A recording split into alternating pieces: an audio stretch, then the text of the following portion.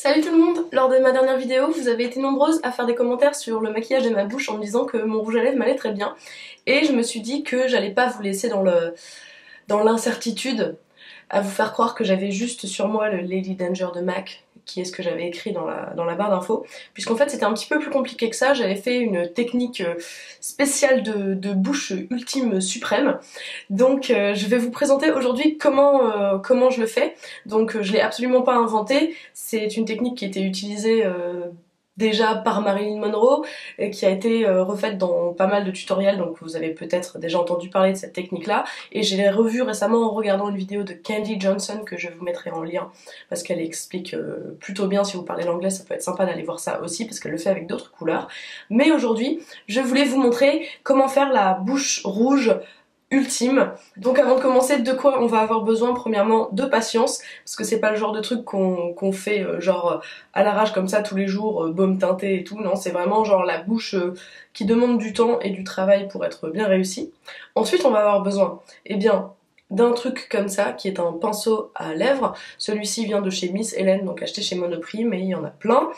On va avoir besoin de coton-tige, éventuellement d'un peu d'eau micellaire si jamais on déborde, ça c'est optionnel.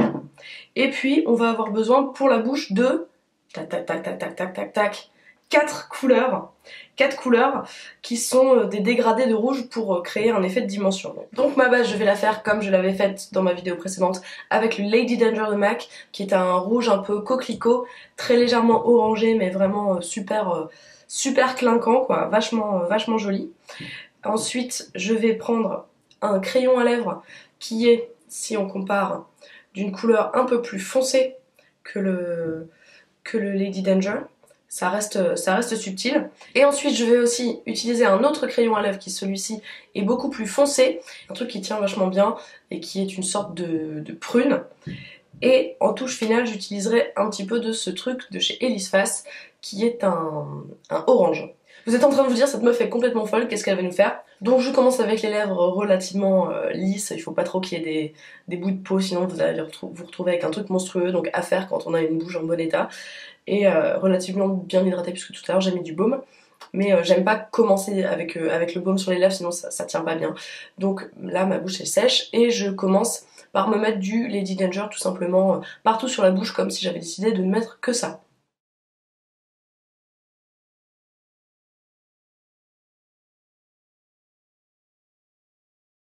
Donc une fois que j'ai cette base qui suit la ligne naturelle de ma bouche, je vais bien penser à essuyer un peu l'excédent. Vous pouvez le faire avec un mouchoir, moi il se trouve que j'ai un coton réutilisable à portée de main. Donc on enlève bien l'excédent, pour pas que ça soit trop difficile de travailler par-dessus avec un crayon. Ensuite je passe à mon crayon à lèvres qui est d'une couleur un petit peu plus foncée, et là ce que je vais venir faire, c'est que en fait je vais faire déjà tout le tour des lèvres, et puis je vais faire un peu de shading si on veut utiliser un anglicisme, vous allez vite comprendre. Donc je commence, c'est pas très pratique de faire un tutoriel sur le maquillage de la bouche parce qu'on peut pas parler en même temps, donc c'est assez pénible. Donc je commence par faire tout le tour de ma bouche tout simplement, et je vais même agrandir un petit peu ma bouche en débordant légèrement, en essayant de pas en faire trop parce que ça peut vite être assez visible.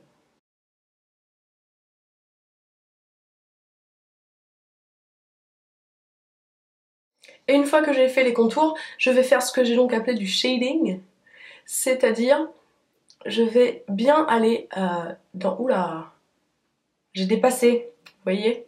C'est à ça que sert ce petit truc. Et voilà, comme si de rien n'était. Donc on va en mettre... Désolée, je me regarde beaucoup sur l'écran de contrôle parce que je suis tellement... Le plan est tellement resserré que j'ai peur de sortir de l'écran et que vous voyez rien. Voilà, je suis désolée. Donc, shading, bon sang, je vais y arriver. On va bien dans les coins de la bouche. Avec cette couleur qui est donc un petit peu plus foncée. Et puis, on va revenir un petit peu vers l'intérieur. Et encore une fois, si on dépasse un petit peu...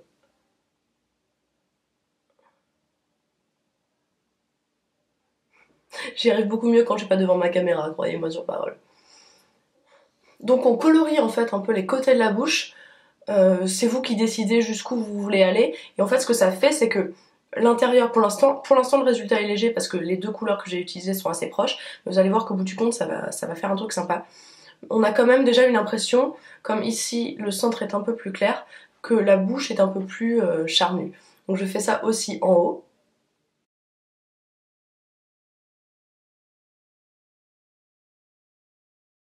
Et c'est maintenant que je vais utiliser mon pinceau à lèvres. Vous étiez en train de vous dire, mais enfin, elle n'utilise pas son pinceau à lèvres qu'elle nous a pourtant dit d'utiliser. Eh bien, ça va nous servir en fait à aller fondre les démarcations entre les deux couleurs. C'est un peu comme vous faites avec les ombres à paupières. On veut pas trop voir là où ça commence, là où ça termine, quand on a deux couleurs. Et du coup, là, on va faire la même chose, on va fondre un petit peu pour pas qu'on voit le contour dessiné. Et plus vous avez une différence importante de couleur entre les deux couleurs que vous avez utilisées, plus vous allez devoir bien travailler à fondre le truc pour pas que ça fasse l'effet cagole, j'ai un contour de lèvres beaucoup plus foncé que le reste et c'est monstrueux quoi. Donc on fond tout ça.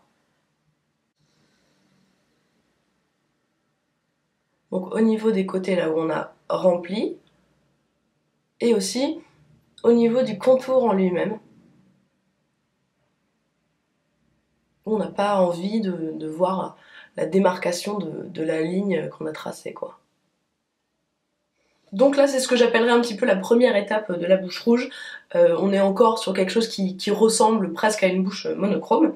Mais maintenant, attention, on sort l'artillerie lourde, c'est-à-dire le crayon à lèvres de couleur prune. Et là en fait ça va être une couleur qui est plus, si je vous compare sur ma main, je vais vous swatcher comme ça vous allez comprendre. Donc là on a le Lady Danger. À côté, on a le crayon L'Oréal que je viens d'utiliser, le rouge, et là, le prune que je vais utiliser maintenant. Donc vous voyez qu'il est clairement plus foncé. Et en fait, celui-là, il va falloir l'utiliser très doucement, prudemment, avec parcimonie, parce que c'est là qu'on risque de se retrouver avec les lèvres cagole. Merci, merci bien. On n'a pas forcément envie de ça, mais ça a un pouvoir hallucinant de dimension, un pouvoir hallucinant de dimension. Donc ça donne de la dimension à la bouche. Donc moi je commence par en mettre en dessous, c'est ce qui va donner l'impression d'une lèvre beaucoup plus charnue. Et j'en mets vraiment juste là où il se crée une ombre en fait naturellement.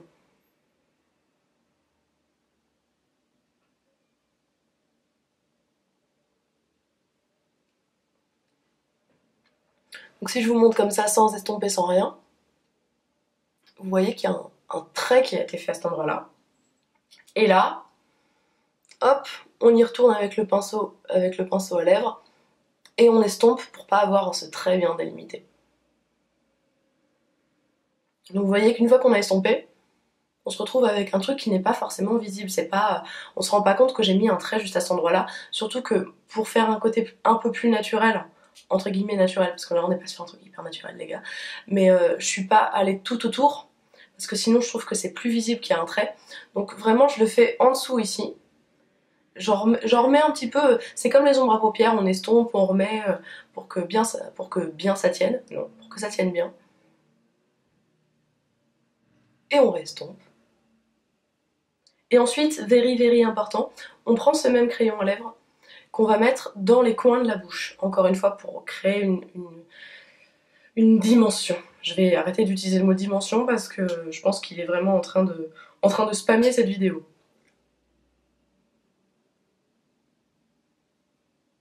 Donc on commence par aller bien dans les commissures. Donc là on se retrouve avec un truc hyper chelou, mais vous allez voir quand on va estomper ça va être vachement mieux.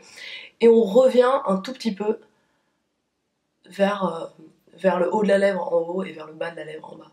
Donc en suivant un peu le contour externe.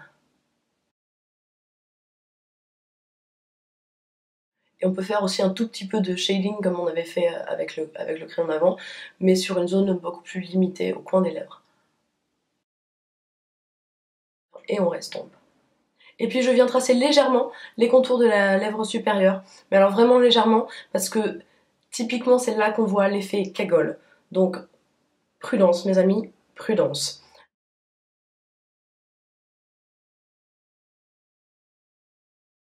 Et encore une fois, je restompe. Voilà donc où j'en suis pour la bouche. Vous remarquerez peut-être que j'ai pas mis mon crayon plus foncé jusqu'au niveau de l'arc de Cupidon, parce que je trouve que ça referme un petit peu Et le fait d'avoir de la lumière à cet endroit-là, ça donne l'effet d'une bouche un peu plus pulpeuse. D'ailleurs, je vais peut-être te faire une petite astuce juste après quand j'aurai terminé. Petite astuce supplémentaire pour cette bouche. Mais ma touche finale, ça va être de rajouter une couleur un peu plus claire. En l'occurrence ici un orange. Puisque j'ai utilisé comme base un rouge à lèvres qui a des tons légèrement orangés. Si vous faites une bouche rouge qui est plus froide, un peu plus framboise, vous pouvez partir sur un rose plus clair ou un fuchsia, ça peut être très joli. Moi en l'occurrence je vais utiliser ça. Et en fait je viens en tapoter au centre de ma lèvre inférieure. Et aussi un tout petit peu là-haut, en restant sur le centre de la bouche. Et alors là, en plus, comme ce truc est génial et qu'il a un applicateur mousse, il s'estompe tout seul en fait en le mettant. Donc vous aurez peut-être besoin de réestomper avec votre pinceau à lèvres ou vos doigts. Mais moi je trouve que ça passe très bien. Et donc là, on se retrouve mes amis avec une bouche en 3 dimensions que je trouve vraiment sublimissime. Alors quand je dis sublimissime, c'est pas genre moi je le fais tellement bien que c'est sublimissime, mais c'est juste la technique en elle-même, ça permet vraiment d'avoir un truc vivant quoi, un truc super beau je trouve. Donc entraînez-vous, ça demande un peu de pratique, ça demande un peu de temps, c'est un peu compliqué, mais ça peut être vraiment le truc qui claque, genre si vous avez pas trop envie de vous maquiller de façon spéciale, mais que vous avez envie d'avoir un truc quand même qui tape dans l'œil, ben, une belle bouche comme ça passe bien. Et ma dernière petite astuce dont je vous parlais, au niveau de l'arc de Cupidon, là on est plus clairement sur le maquillage des lèvres, mais par contre si on prend genre un crayon un crayon belge, vous prenez un crayon belge une fois, et puis vous venez faire une petite ligne au-dessus de l'arc de Cupidon, et je vais arrêter de parler, je vais vous montrer.